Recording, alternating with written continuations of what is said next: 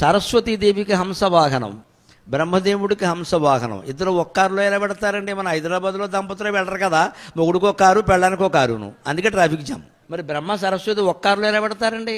విష్ణువుకి వాహనం గరుత్మంతుడు, లక్ష్మీదేవి వాహనం ఏనుగు ఐరావతం, మరి శివుడు వాహనం ఎద్దు, పార్వతీదేవి వాహనం సింహం. వాళ్ళకి వేరే వేరే కార్లు ఉన్నప్పుడు వీళ్ళకు ఉండద్దండి? వాళ్ళేం పాపం చేశారు?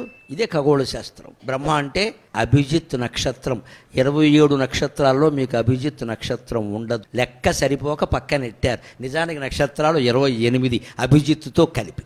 సరిగ్గా అభిజిత్తే బ్రహ్మ. అది సరిగ్గా ఖగోళం పరిశీలిస్తే 4 ముఖాలుగా ఉంటుంది. అందుకే బ్రహ్మదేవుడికి 4 ముఖాలు. హిందూ దేవతల విగ్రహాలన్నీ ఖగోళ శాస్త్రానికి ప్రతీకలండి. అవి కల్పనలు కావు. ప్రతి విగ్రహానికి భక్తితో నమస్కారం చేస్తే ఆ నక్షత్రం మనని కాపాడుతుంది. ఆ నక్షత్ర కాంతి మన మీద ఎంత పడాలో అంతే పడుతుంది. అది బ్రహ్మదేవుడి నక్షత్రం. సరిగ్గా అభిజిత్ నక్షత్రానికి కింద ఒక నక్షత్ర సముదాయం ఉంటుంది. అక్కడ హంస ఆకారంలో ఆ నక్షత్ర సముదాయం ఉంటుంది. ఆ నక్షత్రం కింద ఈ నక్షత్రం ఉంది కాబట్టి బ్రహ్మదేవుడికి హంసవాహనం అన్నారు, కింద ఉంది కాబట్టి. అందుకని ఆయన హంసవాహనం వేసుకుని పెట్రోల్ లేకుండా ఎక్కడికి వెళ్ళిపోడు. ఇక్కడ ఖగోళ శాస్త్రాన్ని అలా చెప్పారు. మరి సరస్వతికి కూడా హంసవాహనం ఎందుకంటే ఖగోళ శాస్త్రం ప్రకారం తెలిసిన వాళ్ళందరికీ తెలుసు, నాసా సెంటర్ వాళ్ళు కూడా బయటపెట్టిన విషయం.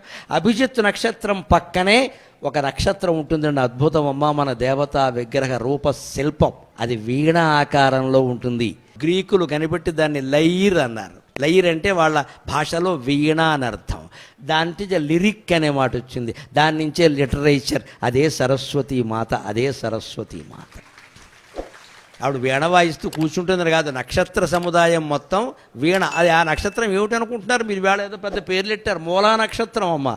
మూలా నక్షత్రం వీణ ఆకారంలో ఉంటుంది. మూలా నక్షత్రంలో ఎవరైనా అమ్మాయి పుడితే మెడలో దండేసి పెళ్లి చేసుకోండి, ఎటువంటి అపశకునం ఉండదు.